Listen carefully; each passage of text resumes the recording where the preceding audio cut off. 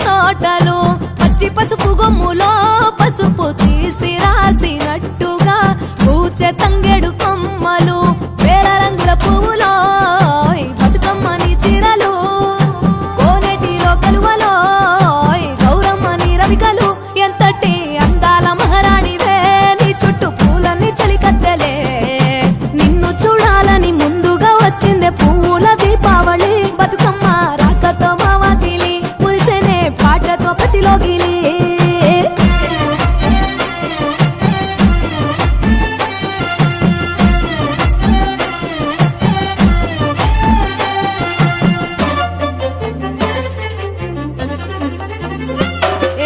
గంగమ్మ దిగి వచ్చ